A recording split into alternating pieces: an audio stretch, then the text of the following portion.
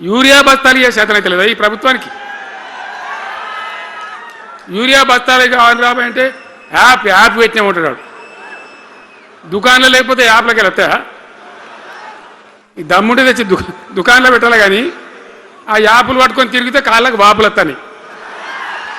బస్తాలు మాత్రం దొరుకుతలేవు. నిజమేనా నేను చెప్పేది? యాడ చూసిన ఎరువు బస్తాలు కూడా శాతం కాదు ఆఖరికి.